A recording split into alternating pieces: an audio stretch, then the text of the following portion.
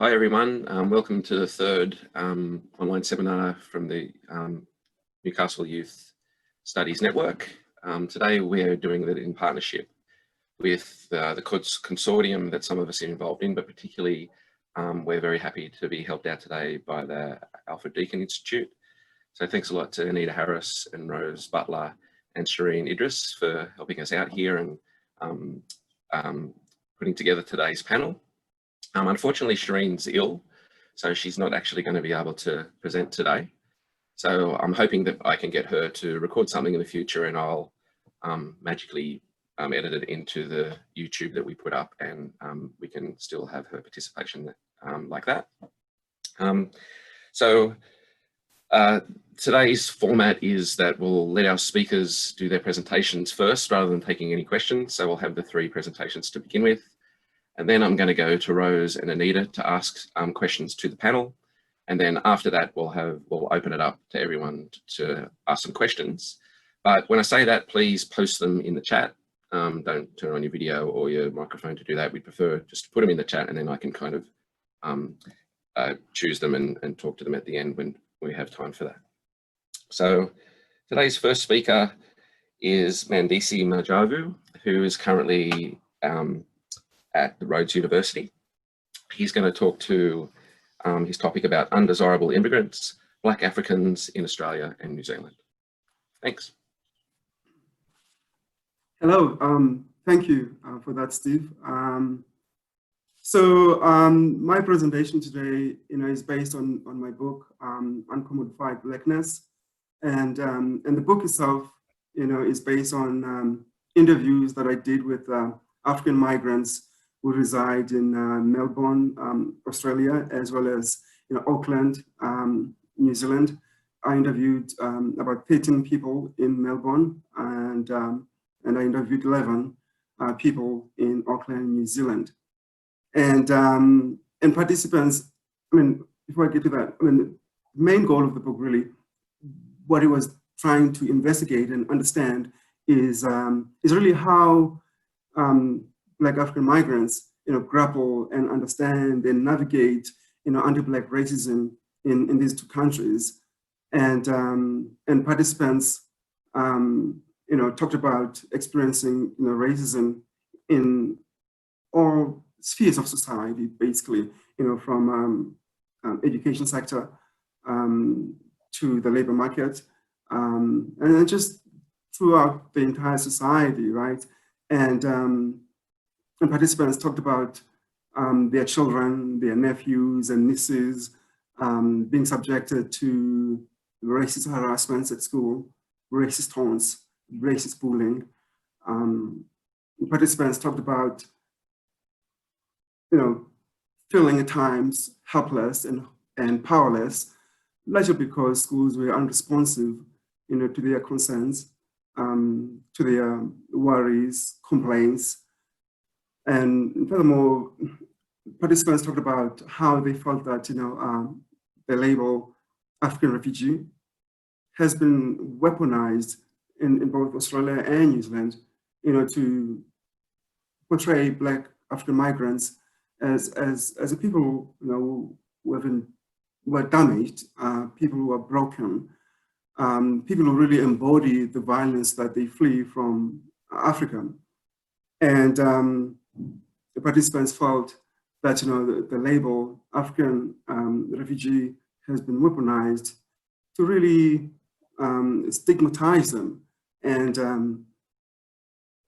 to cast them as people who do not belong in these countries.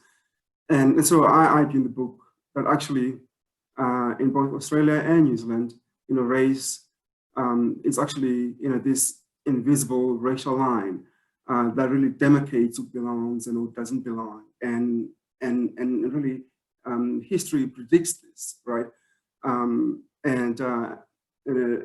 I use the history of these two settled societies, and I argue that actually this history predicts that Black African migrants will be viewed by mainstream institutions in these two countries as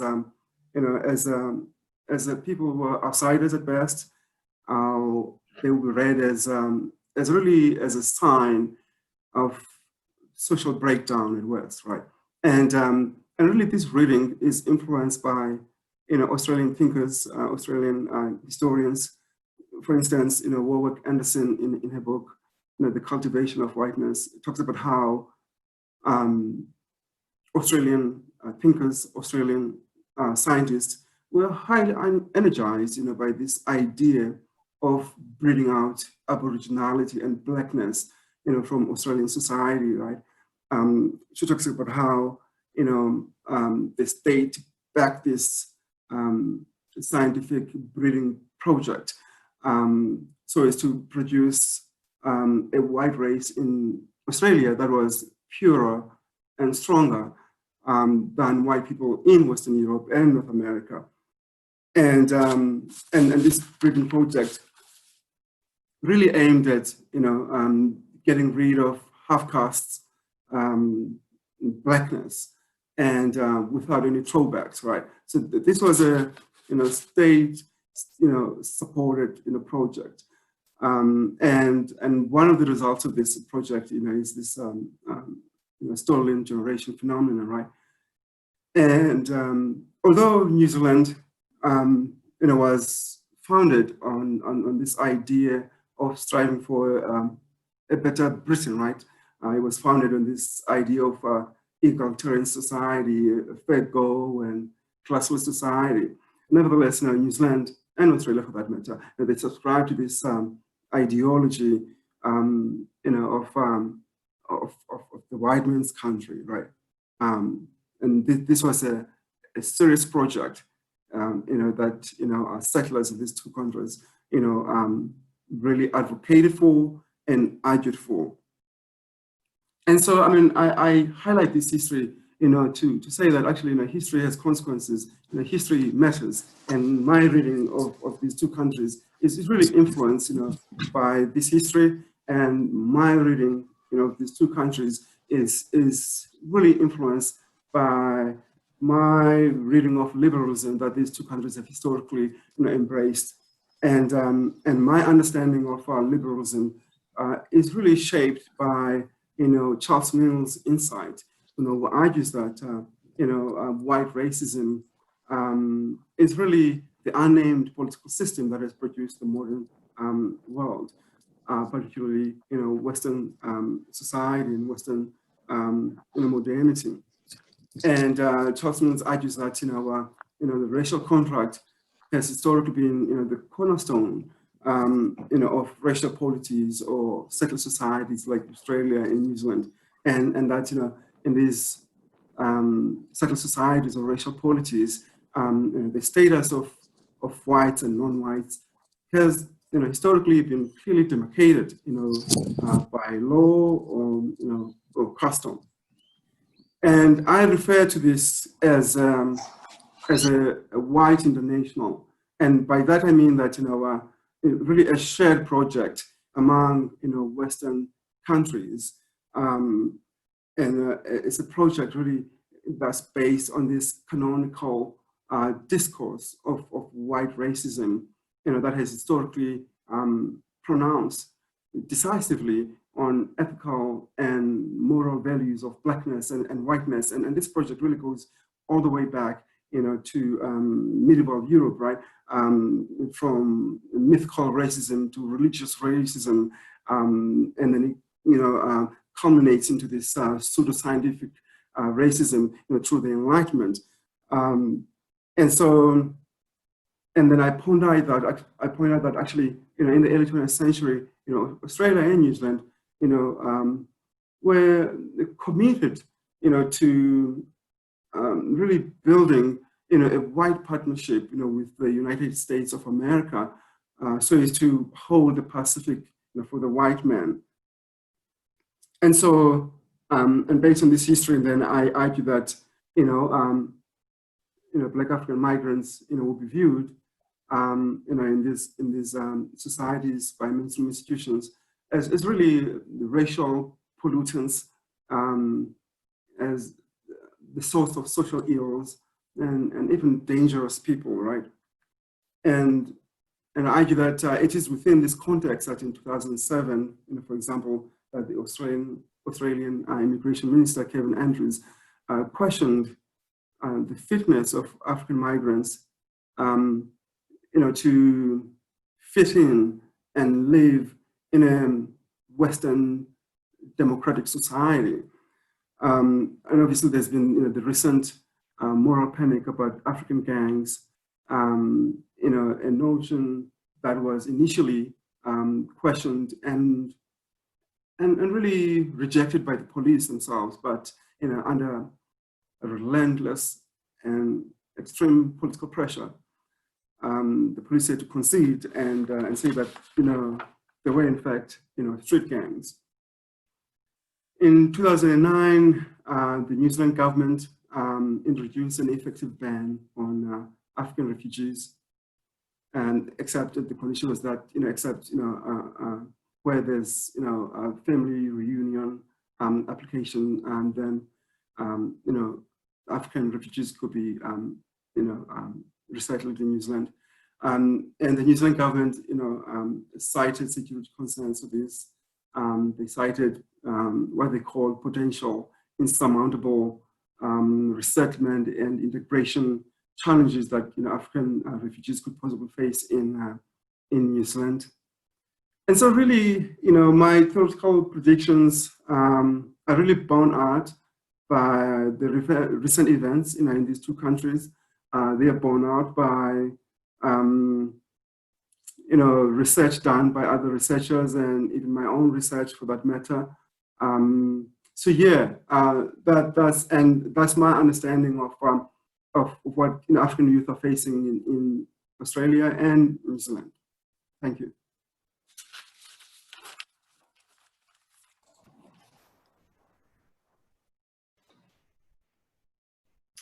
Thanks so much, Mandisi.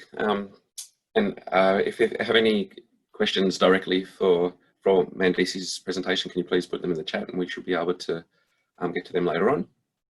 Our second speaker today is Sumi Hollingworth, who currently has positions in Kokyuk University in Istanbul and St Mary's University at Twickenham.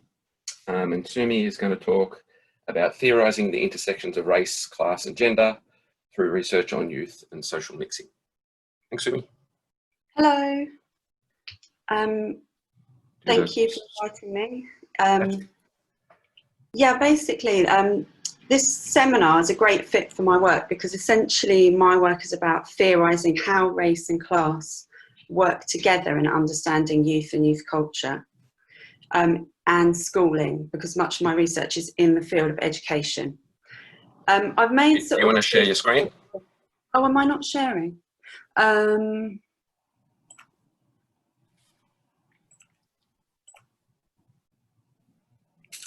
That's it. And slide. That's working, thanks. Okay, so I've made sort of two significant interjections in youth studies, I suppose, coming from the field of education. One was a paper in the Journal of Youth Studies, which was about putting structure back into youth subcultural studies, where I sort of contributed to arguments that youth studies had sort of become acritical, was failing to theorise inequalities of social class, race and gender. So in this study, by working with social class, race and gender as performative and as mobile signifiers, I wanted to provide a more nuanced account and an empirical example of the sort of messy relationship between structure and agency, but also how we can work together with class and race in the study of culture more generally. So I guess my work is a kind of racialized theorization of Bourdieu's capitals, where I show how certain racialized and ethnicized characteristics or signifiers such as dress, comportment, demeanor, style, accent, carry more value or less value in certain contexts. And really Bev Skegg's work's been really central to my theorising.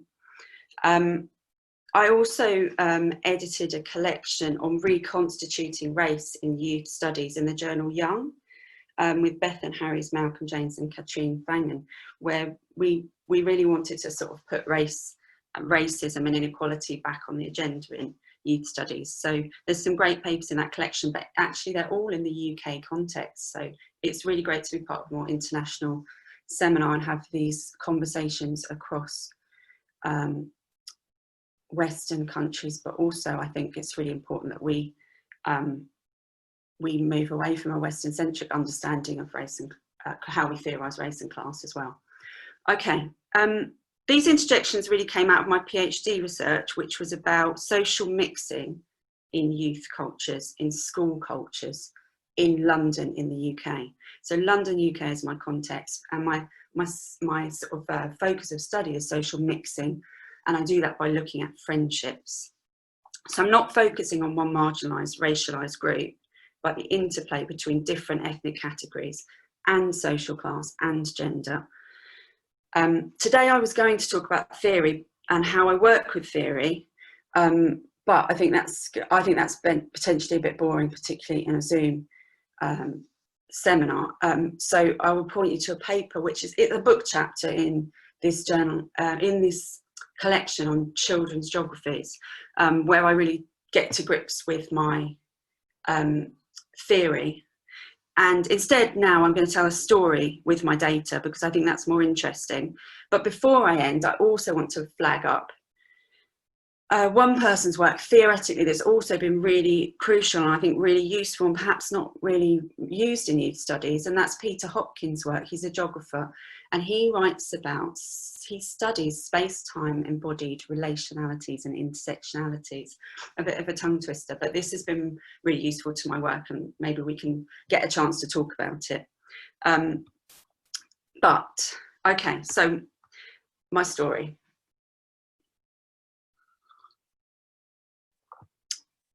So if you send your children to ethnically and socially mixed schools, are they going to mix? This issue is a starting point for my doctorate work. So on the surface, students at the schools that I observed, that I did my research in, generally seem to mix well. However, I mean, we're talking about London, the context of London, incredibly super diverse schools in terms of race and class background. However, the two schools featured distinct subcultural groups which were clearly patterned in terms of race and social class. Mixing was happening, but also it wasn't. I wanted to explore who really gets to mix in diverse schools and how this process works. One school I focused on then, Eden Hill sixth form as in age 16 to 19, featured a tight-knit group of students who often spent their time outside the school gates smoking. This group were predominantly white boys and girls from more middle-class backgrounds, and a portion of this group had actually joined the school from fee-paying schools. They were sort of London hips. They wore a sort of London hipster style, but with elements of the preppy style of American college grads. The other prominent clique was the football crowd, a loose-knit group of minority ethnic boys. This group is where the Black, Caribbean and African boys tended to be found. I argue that subcultures are not just groups of people of the same race, class and gender. Subcultures involve people performing the characteristics associated with these attributes. For example, the football crowd performed a certain Black working class masculinity. This involved a passion for football and what they referred to as loudness and jokes ascribed to Black Caribbean culture in the London context, and prioritising sport and sociability over their academic studies. An exception was Tristan, a white British boy who loved football and was actually at the centre of the crowd. Tristan successfully performed the identity of the football crowd. He dressed the part in football shirt trainers, tracksuit bottoms. He played football for a professional club. He was well respected and could perform the jokes and banter of the group. Indeed, Tristan performed this Black working class masculinity so well that he admitted that people often assumed he wasn't white. They used to think he was mixed race or South American. His hair was dark, his skin olive. These exceptions, such as Tristan, might lead us to think that social mixing is therefore happening. But these performances don't carry equal value, I argue. To elaborate, in the context of this fairly academic sixth form, Eden Hill School, the rebellious cigarette smoking outside the school gates by the white middle class group was read differently by the school authorities to the laddish behaviour of the football crowd. This smoking outside of the school gates in full view of the public, I add, was turned a blind eye to. On the other hand, the school did prioritise dealing with another type of bad behaviour, the loud and rowdy behaviour of younger students waiting at the bus stop after school, on a bus route taken predominantly by black students. Despite the fact that there had been no complaints, the school council decided that a school behaviour officer needed to patrol the bus stop. So while the black students' presence is read as aggressive, the smokers group are able to use their whiteness and their quiet demeanour as a resource to offset their bad behaviour. Their aesthetic has them read as middle class and academically high achieving, whether or not the individual members of the group are high attaining or not. Consequently, their bodily presence outside the school gates is actually a selling point rather than a threat. So drawing on Bev Skegg's work, if we can see aspects of these identities as resources, we can understand how others may not be able to cash in on these resources in the same way. In this example, blackness and a certain demeanour, being loud, gregarious, are resources which cannot be traded in for the school authorities' acceptance, while whiteness, its hipster aesthetic, and smoking are exchangeable for approval by the school authorities. In terms of the possibilities for social mixing, embodying particular kinds of resources can help or hinder. For example, Tyler, a black African boy from an ostensibly working class background, appeared to be much less able to traverse into the white middle class smokers group. Are we surprised? Tyler initially made friends with two white middle class boys when he joined the school when he was younger, and he was considerably larger in body size, he tells me. Now, however, he jokes, jams and pops with the smokers outside the school gates, but he admits he is not in the group. He never associates with them outside of school. It's partial. His involvement in this group is very much partial.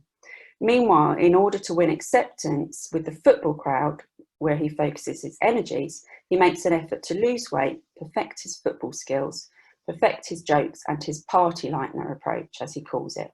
And he actually details how he did this. So Tyler felt naturally more comfortable with this group, and at this time, this performance then does buy him entry into the group. It's easier for Tyler to work to get into the football crowd than it is for him to get into the white middle class smokers crowd because of his racial embodiment, but also the embodied resources that go with it. So conversely, another girl, Lara, who was South American heritage, could more easily traverse into the white middle class group, despite living on a local council estate. She was in the top academic sets, she performed the hipster style, and perhaps more importantly, could pass as white. And Sarah Ahmed argues, when we face others, we seek to recognise who they are by reading their signs on their body, or by reading their body as a sign. So these subcultures act as a kind of quick guide. The smokers group can be read as white, middle class and high achieving in this context, whereas the football crowd are read as minority ethnic, working class, less studious, more sporty. These identities keep those out who do not or are not able to perform or reproduce the caricature. The wrong kind of body displaying the wrong kind of performances would only dilute the group. Tyler, inhabiting a black body, performing the joking footballer, does not fit in the smokers group, while Lara, with her pale-skinned body, performing the hipster high achiever, is better able to fit, despite being neither white nor middle class herself. So race and class work together in these processes of inclusion and exclusion. The racializing of bodies is part of a class process, I argue, where certain identities accrue more value. And these performances make class because in this context they can be traded in for educational achievement, which ultimately becomes economic capital.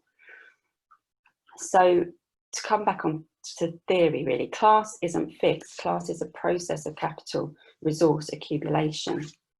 And if the middle class project is about the accrual of value in the self, we need to understand social mixing in this context. we can conceive of social mixing as a form of social capital accumulation or indeed loss. So lastly, I just want to turn to Peter Hopkins' work, which is on this slide here, which I work with in this children's geographies book chapter.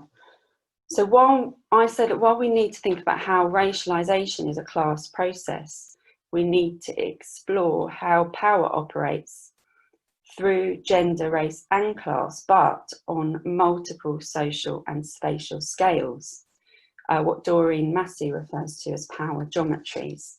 So Peter Hopkins proposes that we explore space-time embodied relationalities and intersectionalities. So, I mean, really, I think my A-level sociology teacher in the 90s used to say to us, whenever you approach the exam question, always think about class, race, gender. How do these dimensions alter experience? But I think what Peter's saying is always think about class, race, gender, sexuality, etc., how they intersect, how relationally, how we're defined by each other in the relationship, but how these experiences also vary in terms of space, a particular field you operate at the particular time, but also then how that's embodied. And Peter Hopkins uses this theorization in his work on young people and body size, and I'd recommend reading it, but it's also, I think it's very useful to apply to studying class race theorizations. Okay, thank you.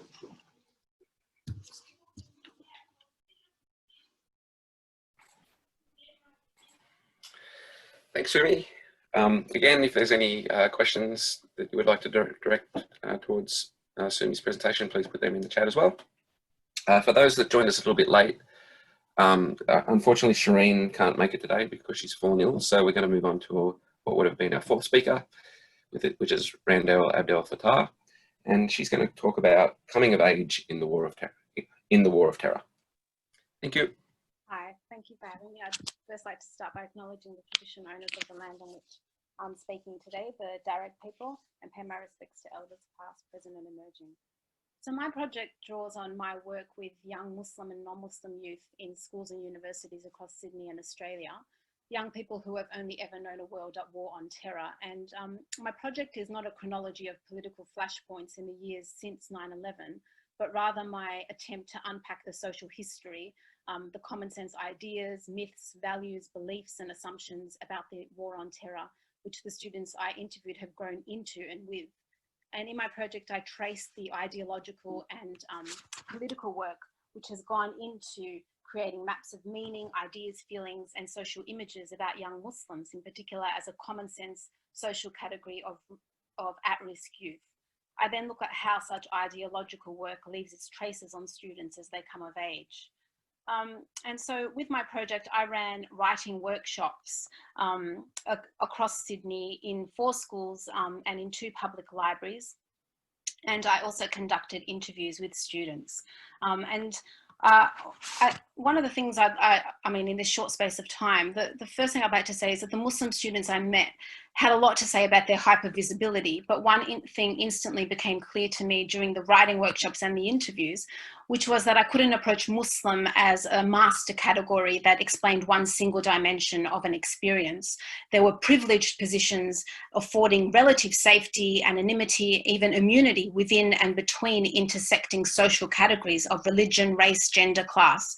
For example, I encountered Muslim students in the middle-class suburbs of northwestern Sydney who had their own perceptions about Muslims, specifically Lebs, as they call them, of the Bankstown, Lakemba, Granville and other Arab Muslim dominated heavy suburbs in Western Sydney. You know, the category of Arab Muslim and their experiences was quite different with non-Arab Muslims. The hijab was a major axis of difference among the Muslim girls that I spoke to.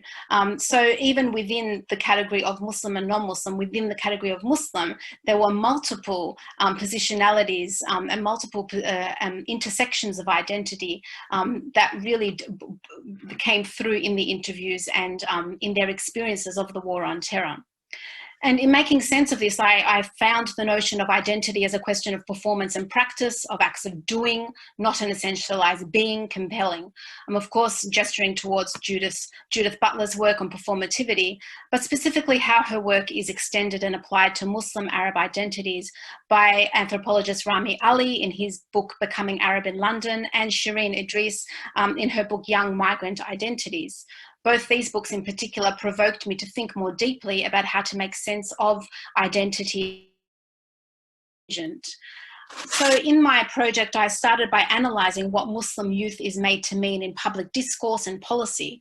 And in an environment where young Muslims are expected to perform ways of doing Muslim boy or girl, do moderate, do apolitical, do not angry, do Australian values, do assimilated, and so on, I found that Muslim youth engage in different performances of Muslimness, gender, class, and ethnicity, depending on their setting and context.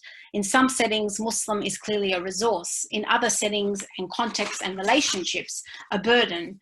In some settings, Muslim was erased, hidden, distanced. In other settings, it was asserted and embraced. And so in this very short time remaining, I want to focus on how humour was strategically used in identity performances in very specific and particular relationships among Muslim students. Hassan was on a roll. Imagine you yell Allahu Akbar through security. The class laughed. Mehmet raised his hand and with indignation said, "You get bomb tested and they act like it's random." Someone else said, "Nah man, they need to bomb test you." The guy sitting behind him was joking and Mehmet and the others laughed. "We can't just walk through airport security," said another boy, Ali.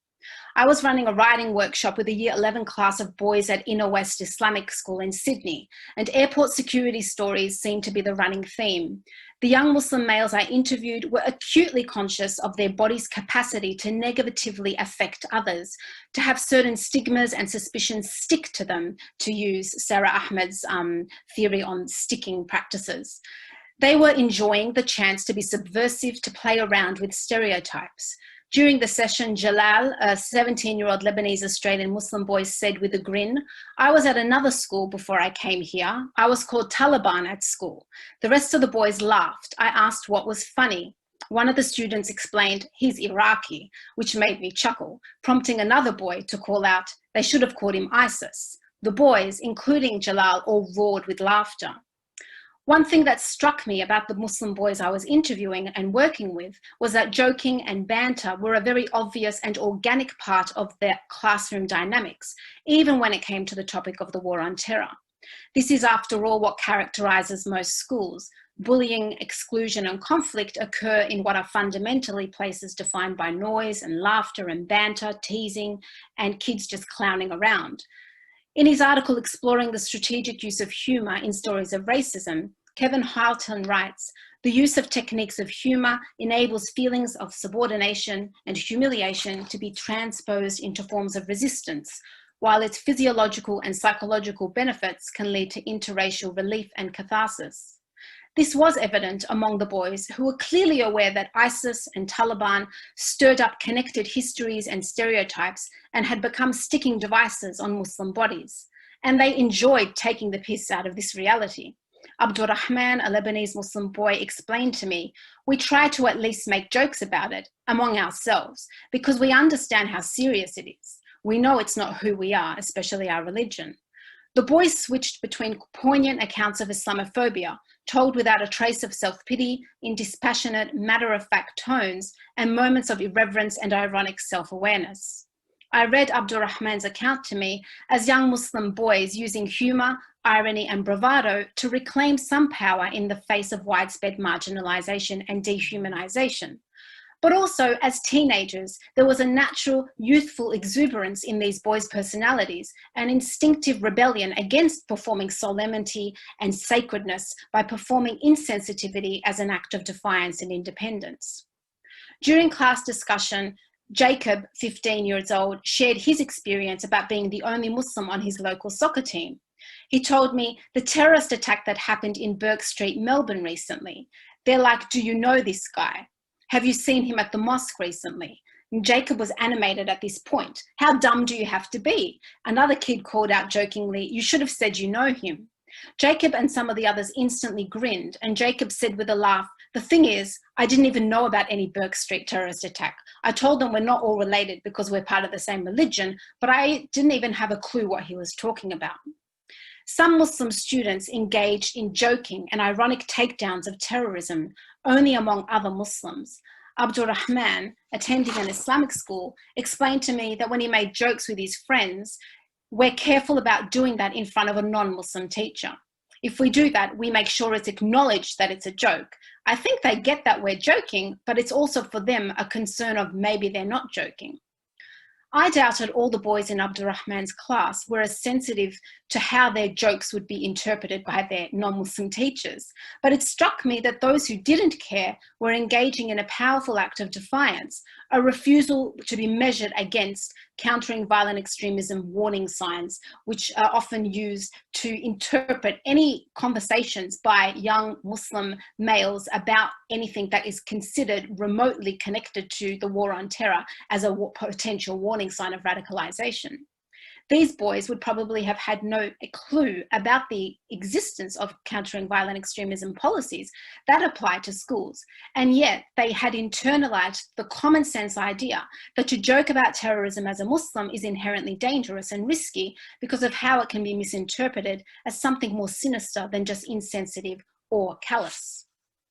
A turn toward humor, Liz Sills writes in her article, #comedy from Muslim rage to #Muslim rage, is a natural and common trend for people responding to an unfriendly stereotype. But more than this, Sills sees humour as an expression of critical consciousness. She quotes Frank Faraday, who says that in the war on terror, instead of acting as the audience for yet another performance of the politics of fear, we can try to alter the conditions that give rise to it. Individuals can directly question and alter these conditions and become performers of their own philosophies as a collective, potentially weaponized mass of individuals. One student I interviewed, who attended a boys' public school in southwestern Sydney, brilliantly weaponized humour to do this, to alter conditions of fear.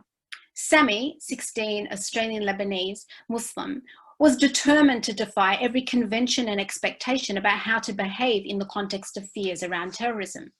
He recounted to me the day his school went into lockdown.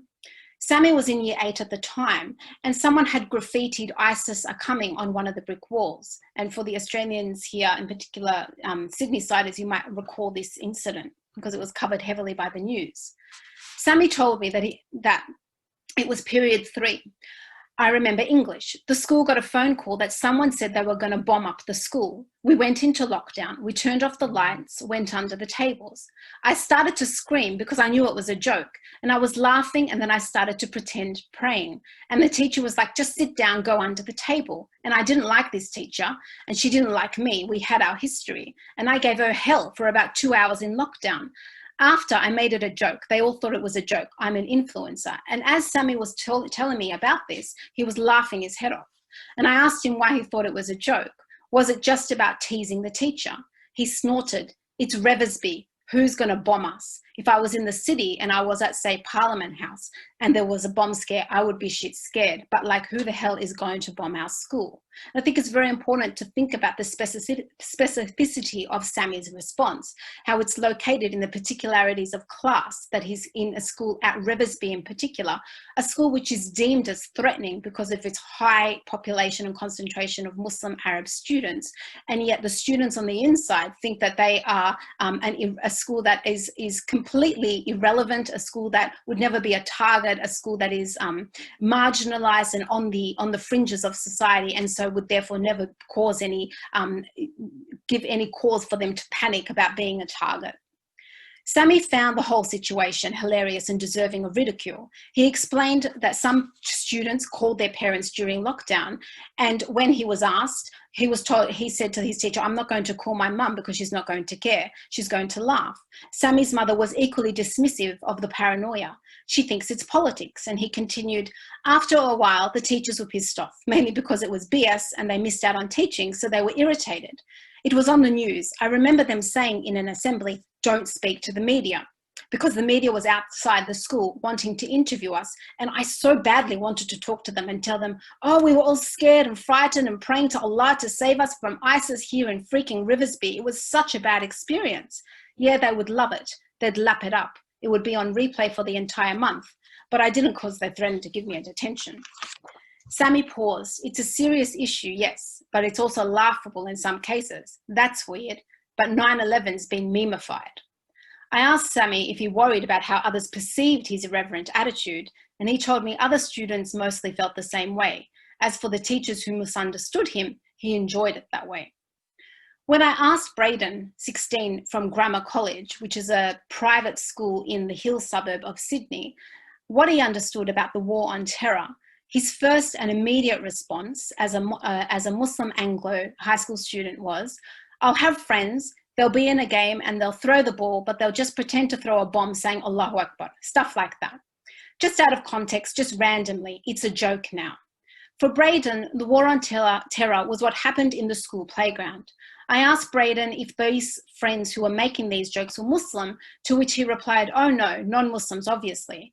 I asked him if this happened in front of Muslim students, and he said, there's not too many Muslims in our school, so not a lot. I don't think they would have noticed.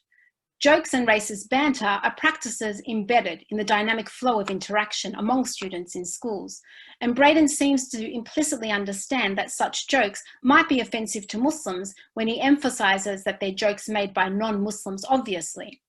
Because the cohort of Muslim students is so small, he assumes they wouldn't notice. Braden said that such jokes were random. It's a joke now. That now is telling, as though Allahu Akbar jokes are part of today's zeitgeist, perhaps once unacceptable, but normalized now. During a writing workshop at a library in Blacktown, Western Sydney, students from a few public and Catholic boys' schools in Greater Western Sydney attended. And during the discussions, one boy of Indian Hindu background said with a grim, sometimes we call the Arab kids 9/11 and they call us back 7/11. The boy's friends, Arabs sitting next to him, laughed in agreement. Here was humour as convivial sociality, what Sarah Winkler-Reid found in her study of race and humour in a school in London as interactions which have cross-cutting, counterbalancing or liquefying effects. I like this description. It points to how humour can dissolve tensions, cut through differences or readjust power differentials in relationships.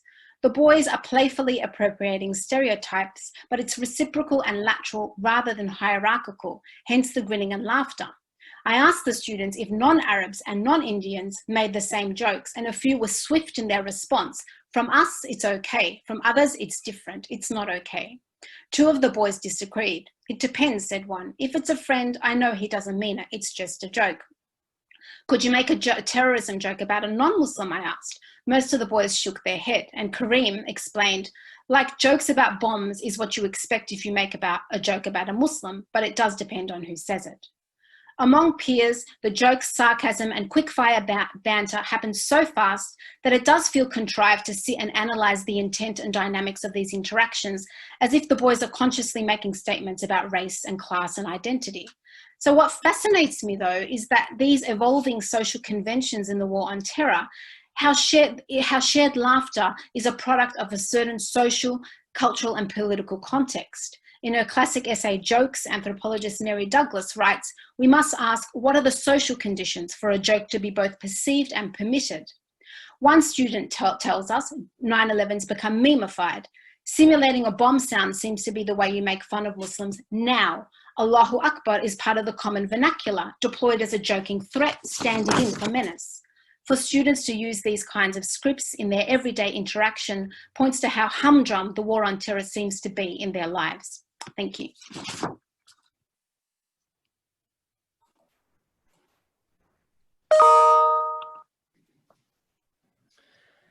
Thanks, Randa. I'll get now we'll move on to asking some questions.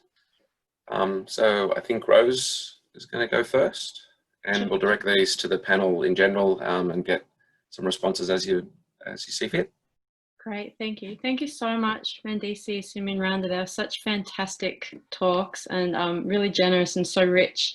I thought I'd start off by asking, actually it speaks to the richness of all of them, about your methods. I know from these talks and from reading your other works that you all draw on ethnography or ethnographic methods in some ways. And I wanted to ask how this can really help people make visible certain configurations of race and class, and also processes of racialization for young people, rather than, say, interviews or surveys. We haven't got Mandisi. He's turned off microphone and video on mine anyway. Is that right? Hi. Hi. Who would like to go first? Feel free to go first. Randa? Okay.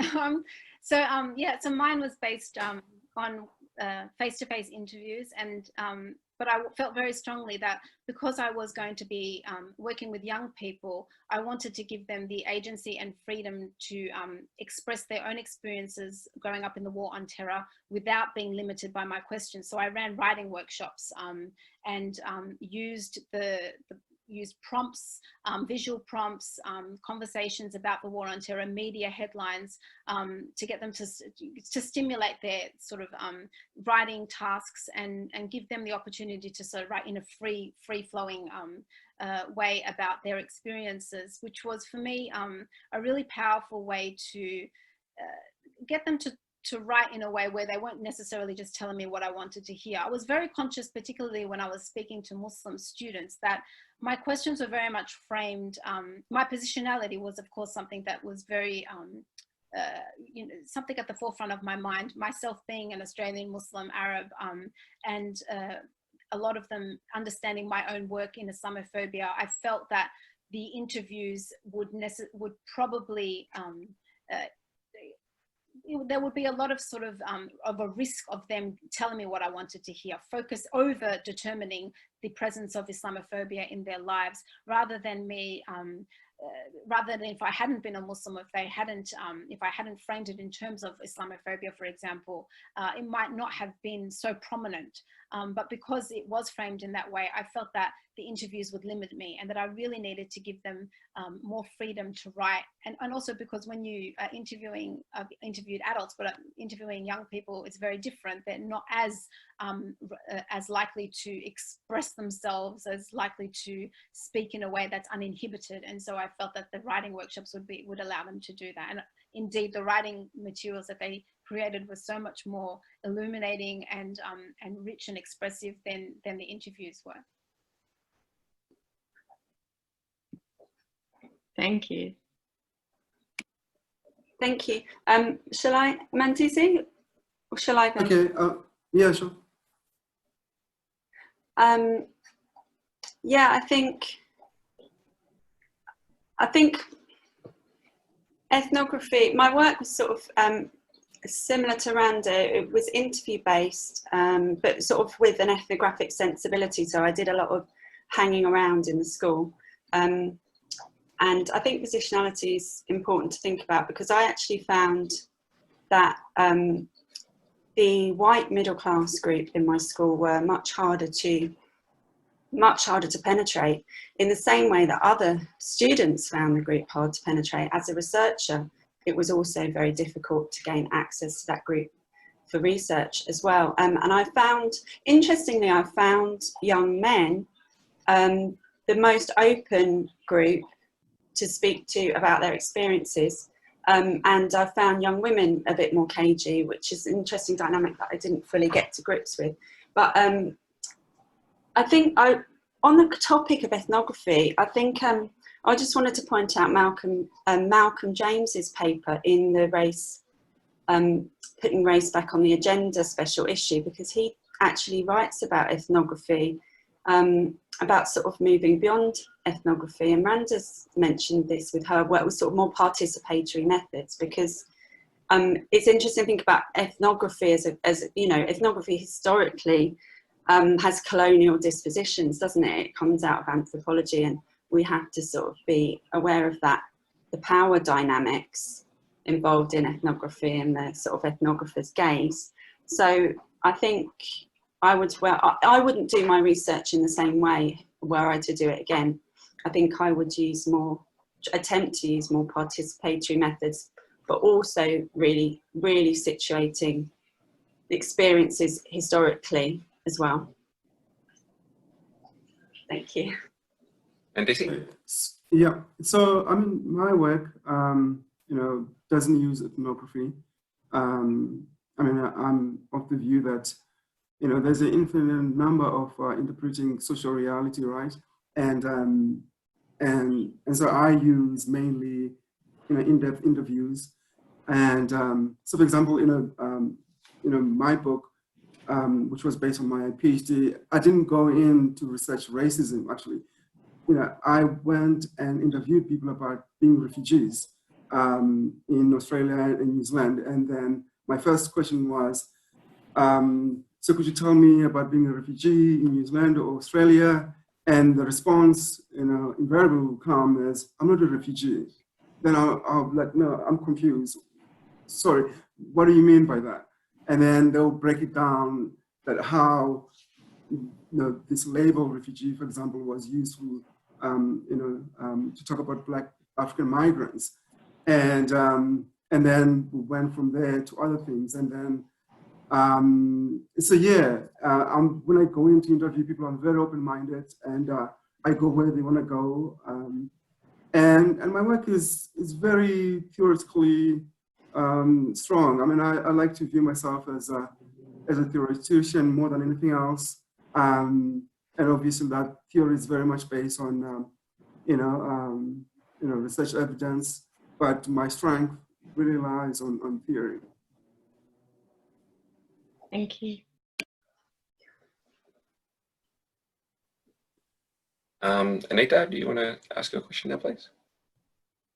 Yeah, I think my question's maybe the opposite of that one. So I'm interested in methodology, but I'm also interested in theory. And I'm wondering, all of your papers just had such interesting conceptual frameworks, and I'm thinking about sort of the legacies of race theory in youth studies, but in different fields beyond youth studies. And, what you've taken from some of those traditions, or what you think needs adapting, or if there are new kinds of ways of thinking about racialisation today or racism today that might require different sorts of theoretical approaches. So I'm just curious about how you're using theories about race and racialisation. Right. So, I mean, my approach to, race and race analysis is really informed by this notion that, race or racism isn't this, this one phenomenon that doesn't change. It's informed, by this idea that actually there's different number of racism depending on the context, and racism is constantly changing. And specifically, when it comes to, Black Africans, my understanding of anti-Black racism is that, historically, anti-Black racism has not been, the dominant theme of that racism has not been about class or economy. The dominant theme of anti-Black racism really has been about the Black skin, how disgusting it is, and how Blacks look and their looks, and it's really been about about how religious discourses ascribe ideas of sin to Black skin, and how it's changed, and over time it's been given a scientific discourse to actually argue that Blacks are inferior, largely because of their inherent makeup, and so as much as I consider, sure, in modern society we have to take into consideration class and other issues. Sure, I agree with that, but at the same time, I'm of the view that anti-Black racism, specifically, I'm not talking about other people, but anti-Black racism has been largely about, how Black people look. It has not been about class issues. For me, the process of racialization is key to looking at processes of racialization is key to my work. But even before I started looking at that, I use a critical race framework overall, it was very important for me to unpack what the sort of the labels and different theories around what counts as youth, who is a youth, because this was very critical in terms of looking at the countering violence extremism policies and focus, you know, how that plays out in schools. You know, a 10-year-old Muslim boy, a 14-year-old Muslim boy, are they, you know, or a 21-year-old Muslim female, like who is counted still as young, as a Muslim youth that is susceptible or at risk of radicalization?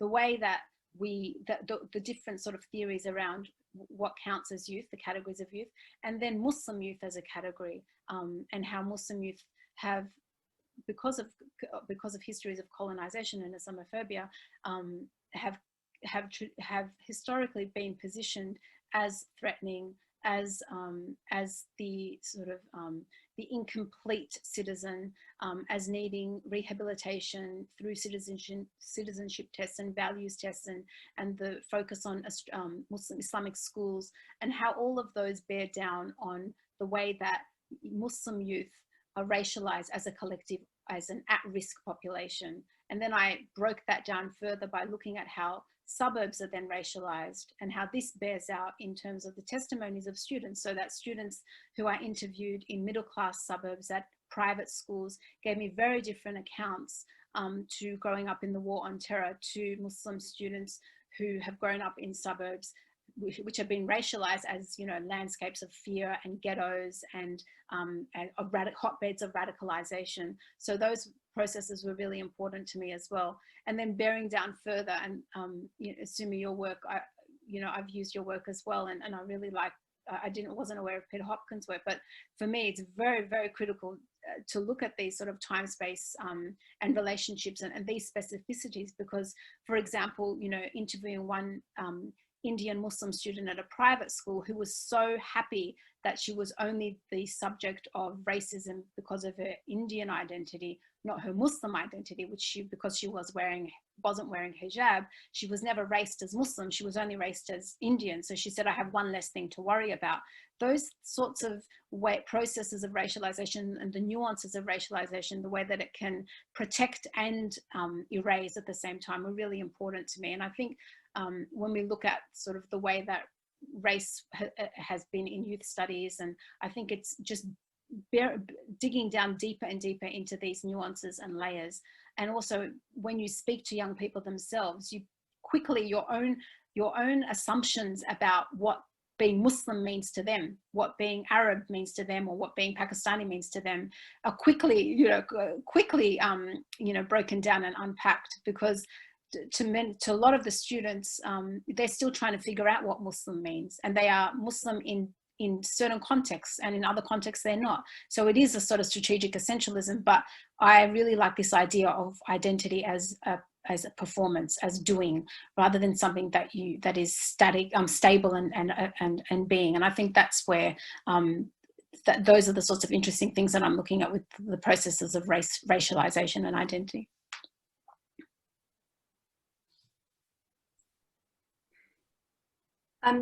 Yeah, to add to that, I think it's really interesting then to think about context. And I'm thinking about the situation of different schools. I know it's only my research that was based in schools, but what was quite clear is in the particular that different schools produce different racialized identities depending on the bodies that inhabit that school, the different sort of demographics of the school. So, for example, there would have been many Muslims in the school that I studied, and there's two schools that I studied, but it wasn't an identity that in that particular context came to the fore. It was particularly, I'm quite aware that in the schools, the two schools I worked in just happened to have a significant Black, African and Caribbean, and in some schools Black, African and Caribbean identities are different and conflicting, and in some schools they come together and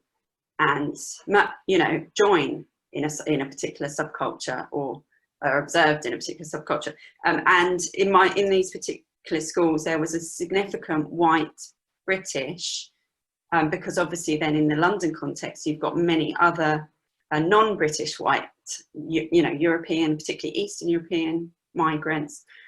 So we had white British population, Black, African and Caribbean, but obviously then within those that masks a lot of differences. But then we've got this, within those schools then we've got subculture producing, reinforcing those identities. So it's just, yeah, those particular sort of demographics are really interesting and important to think about.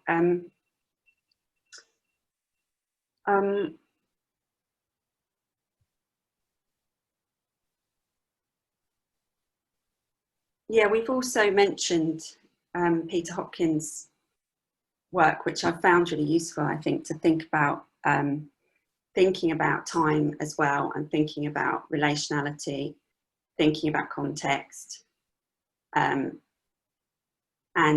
all the different ethnic identities that are intersecting, but also class. I think class is really important, and we haven't sort of talked so much about that. Maybe we can.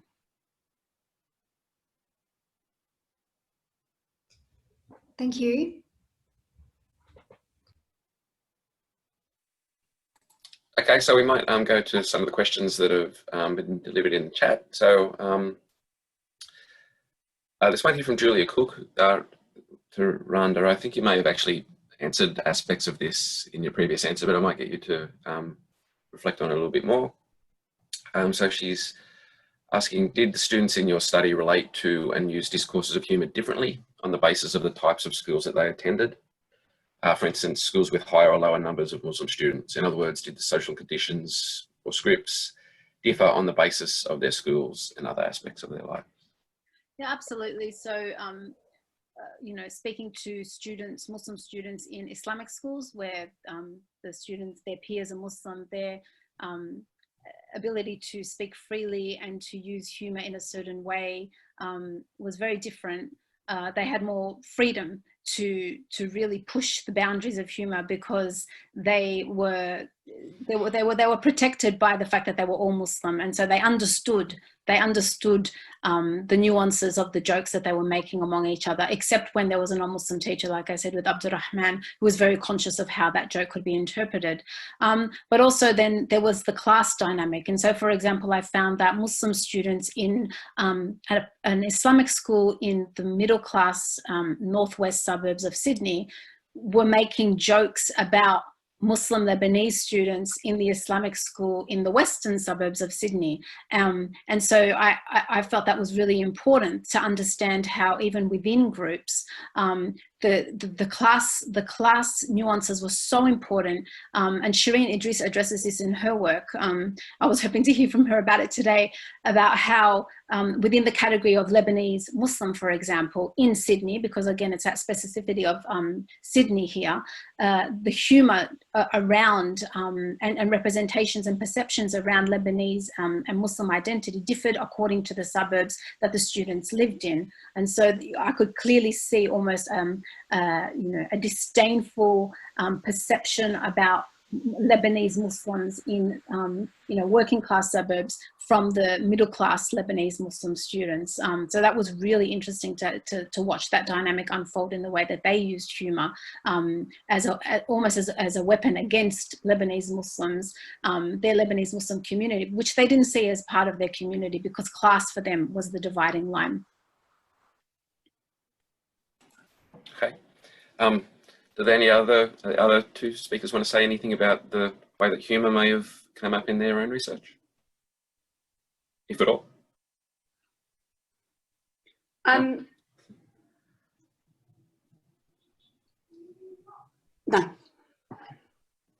Okay. Okay, I see Barney's got another question about humour, but I might move on just to like a more general question that maybe everyone can contribute to. So it's David Fruge has asked one about class. An issue of class, as Mandisi said, class is generally connected to some notion of economy, whereas approaches to racialization have focused on the material politics of colour in the body. What are some of the productive ways forward to connect these issues, given these conceptual histories? I want to discuss with Mandisi, because Mandisi mentioned that class didn't, class sort of wasn't a dimension of analysis, sort of wasn't coming through in his data, I suppose. And yeah, I'm quite interested in that, because could you say a bit about the economic consequences of racialization in the context that you were studying?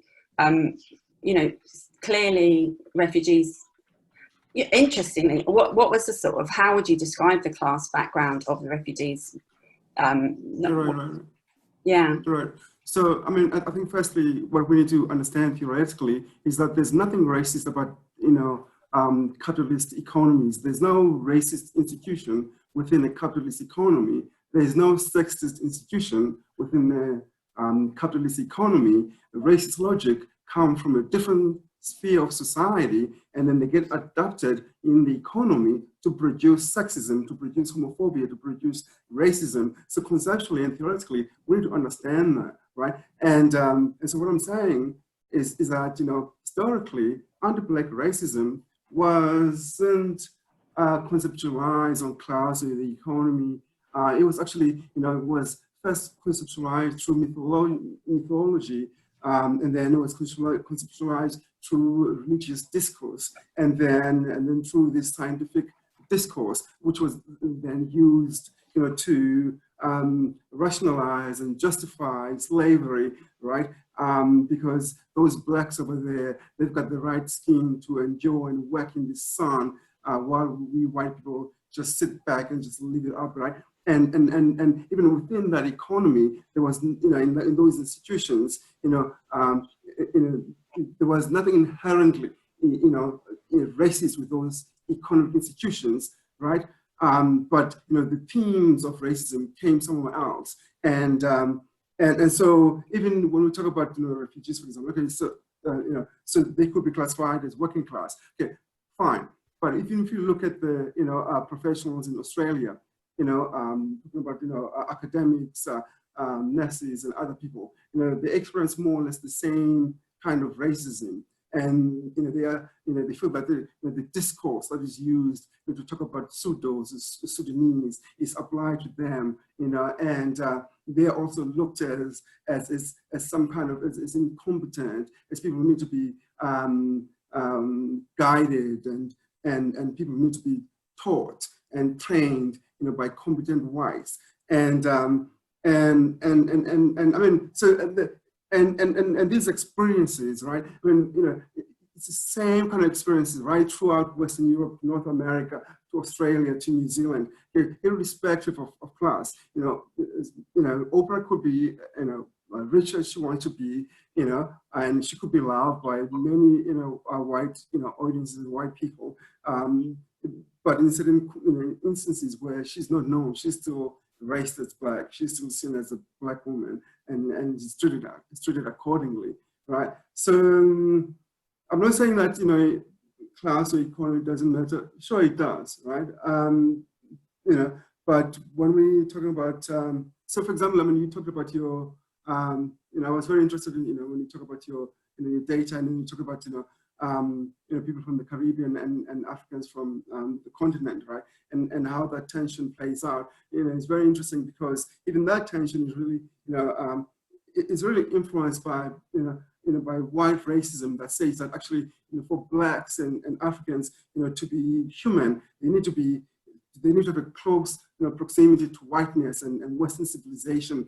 Only then they could be granted some kind of humanity, and Blacks, you know, internalize this as well and act it out. So yeah, my protocol, you know, conceptualization of anti-Black racism is, yeah, it can't be summarized in a sentence, but yes, I do take the point that, you know, class matters, sure. Yeah, I agree with that. It's a really interesting debate, isn't it, actually? Like, is capitalism inherently racist, or are they, you know, as you argue, aren't there separate sort of parallel systems of oppression? I mean, what I sort of try to look at, and really it's I mean, it's exploratory. What I'm trying to do is thinking about processes of racialization as a classed process, as something that, so then this kind of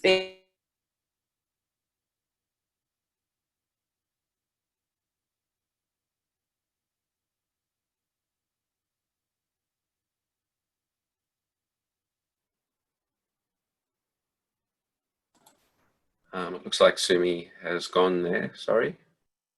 I don't know if she'll be able to hear me. Randa, do you want to respond Yeah.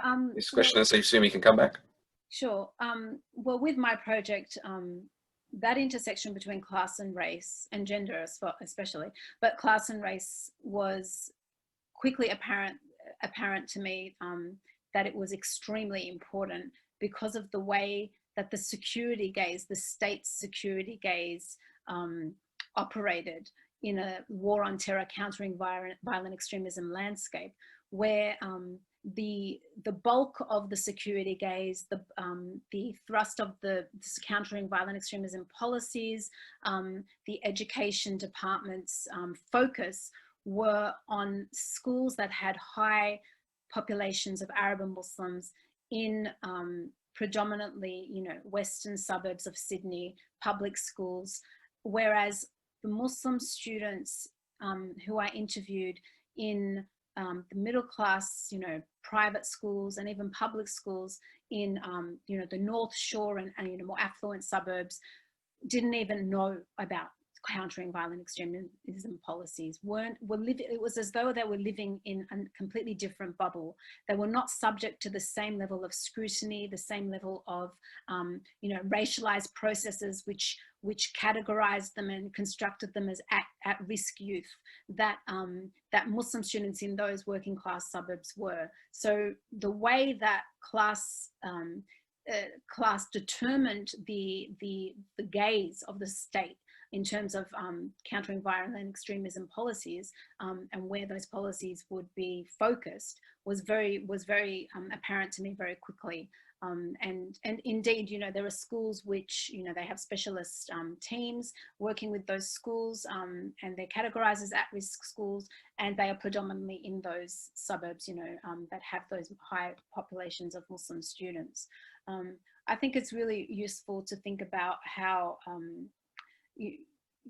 there is, when I started this project, I was very, very keen to think about the way that we tend to think about the war on terror as sort of the starting point of racism, or as the starting point of Islamophobia, forgetting the much longer historical context, but also forgetting that if you are a Black Muslim, your experience of Islamophobia and racism, predates 9/11. And so your experiences of racialization as a Black Muslim, as a visibly Black Muslim, is very different to, a white passing Arab Muslim, for example. And that's something I try to tease out as well, so that I don't over-determine the significance of 9/11 as a starting point, that we understand that these processes of racialization have happened for a lot longer, and that the way that they impact on different bodies matters, and that we cannot just lump all Muslims into one category, that some bodies experience Islamophobia and racism very differently and in far more intense degrees than other bodies, and those nuances are very important. Sumi, do you want to jump back in if you? Yes, sorry, I got thrown out of the group for some reason. For a moment. I don't know what I contributed and what got cut off. But yes, what I wanted to add is coming back to class. That actually one of my PhD students researches migrating cultural capital. So he's interested in how, so coming back to Mandisi and his refugee sample, but migrants in general migrate from different class backgrounds, but tend to be, or can often be, working classified in their arrival and, you know, and in their in the new context, basically, whereas those, you know, migrants might be coming with various resources, middle class, you know, class resources, and how do they translate in the new context, or are those resources or capitals kind of lost or disappeared? I think that's an interesting conversation. Maybe Mandisi has some data on that. I don't know. Well, there's data on this, right? I mean, if you look at the United States of America, and you look at the African migrants there, so the data that exists shows that actually, you know, Black Africans in the United States of America tend to be highly educated and more educated than Black Americans, right? And interestingly, you find that, you know, tension between, you know, Black African migrants and Black Americans there as well. But, you know, Black African migrants in the United States, you know, are still raised as Black, and they still face more or less the same kind of issues and challenges that Black Americans face. Sure, they get, you know, high-paying jobs, and so on and so forth. But, you know, that does not protect them from anti-Black racism. You know, just like, you know, famous basketball players, you know, sorry, I enjoy basketball, and they are loved and, you know, they are mimicked by many youth around the world. But at the end of the day, they know that, you know, when they go out, even if they are millionaires or whatever, they are still raised as Black.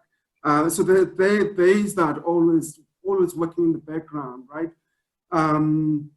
So sure, class matters. I'm not saying it doesn't. It does. You know, there is an intersection there. But I guess what I'm trying to say is I'm much more interested in the expression of anti-Black racism as you know, as has historically been expressed, you know, in terms of people being inherently inferior, people being inherently deviant, and so on and so forth. And like, I mean, like looking back at like the students I spoke to in those private schools, being, you know, in an affluent private school, coming from families, you know, middle-class families, you know, professional parents, it didn't protect them from being raised as Muslim. It didn't, they still didn't have the immunity that a white person in that school had. There were certain, you know, scenarios where they were still the Muslim student. They were still lumped into that racialized collective. And so I think it's, you know, to say that class, or to think that because a Muslim student is in you know, a middle class, you know, elite white, you know, predominantly you know, middle class school, elite private school, they are still facing you know, racialization. And what you said, Mandisi, about the proximity to whiteness was so key to how these students protected themselves from racialization processes. The more proximate, the more they performed whiteness, the more they subdued and repressed their Muslimness, their Arabness, their Blackness, the more likely they were to feel that they belonged. And so there was that process of erasure and dilution of their, you know, of anything that could race them as Muslim, in order for them to achieve closer proximity to the white center.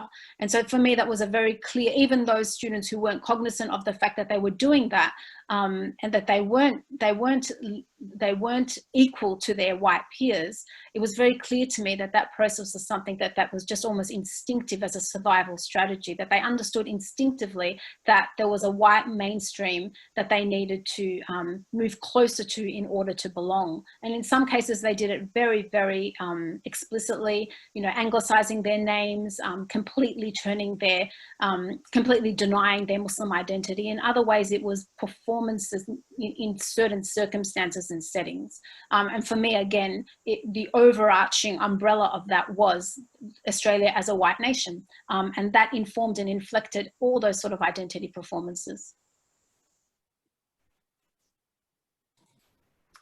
Thank you. I think Anita's put a question in the chat that we might conclude on. So if I could get you all to speak on this to finish off our session. It's why do you think race and racism somewhat fell under the radar in youth studies? And why is whiteness so under-theorised, especially in settler colonial contexts?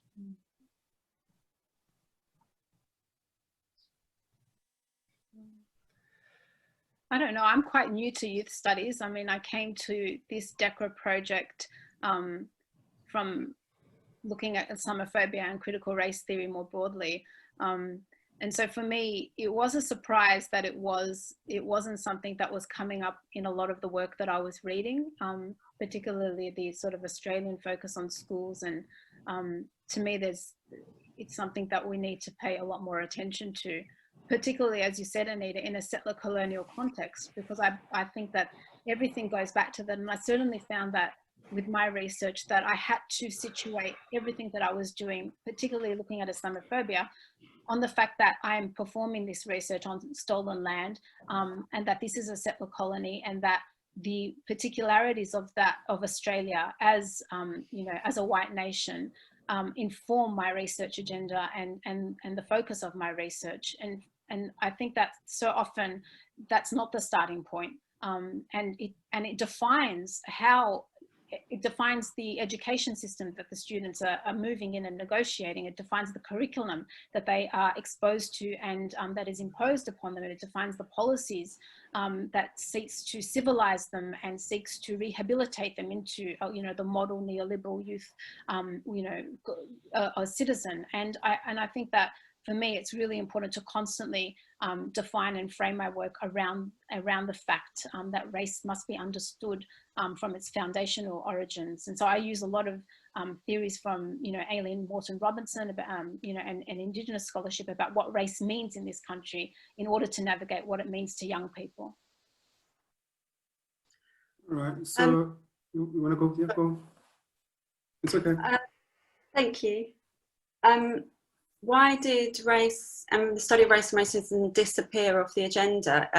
It's difficult, but I think that there was very much an optimism, I suppose, in youth culture and in the study of youth culture about the sort of the potentials and the capacities for youth culture to transcend these inequalities, I suppose, and to could youth culture, this sort of idea of youth cultures as much more hybrid, much more mixed, and pushing these, breaking down these barriers, breaking down these categories. There's that kind of optimism, and I think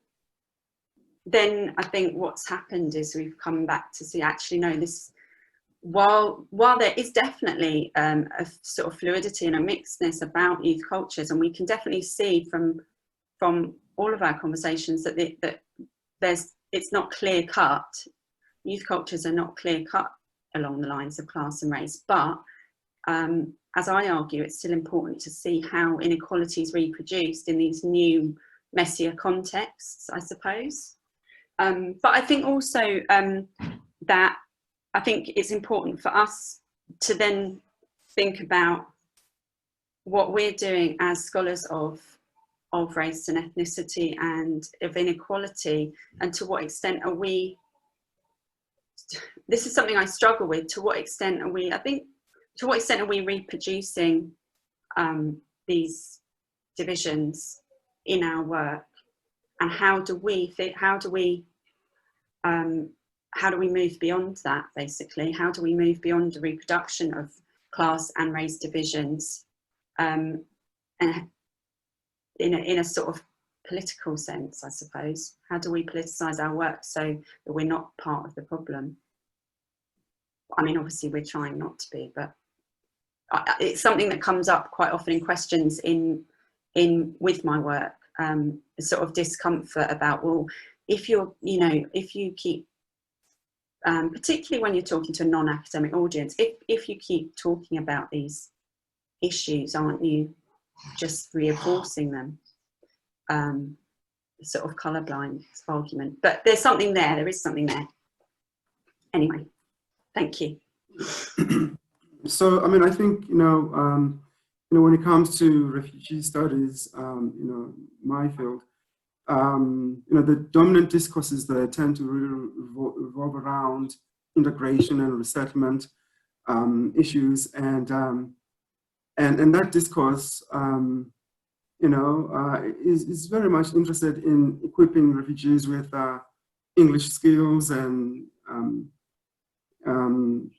employment opportunities and so on and so forth.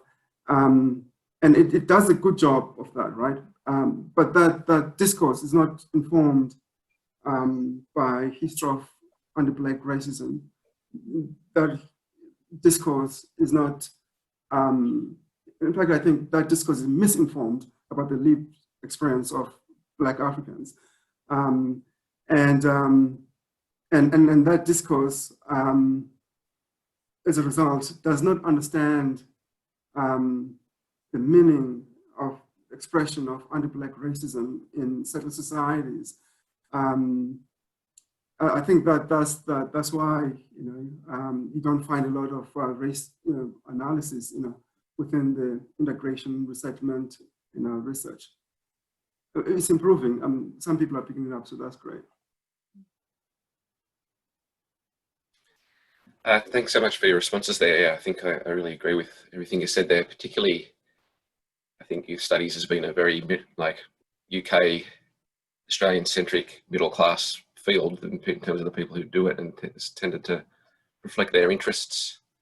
And it seems to be that the actual field of youth studies itself is diversifying, and both in the terms of the people doing it and also the topics that are being analysed, which is very encouraging, I suppose. And so it's a really good way, I think, to finish off the seminar today. So thanks so much for our speakers, Randa, Mandisi and Sumi.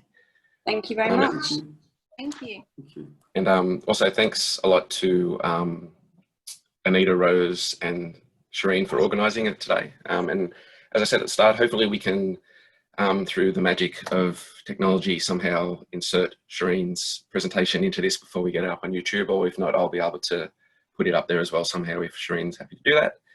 I put in the chat somewhere that there's a link to the next one that's on, I think, either next week or the week after, largely around its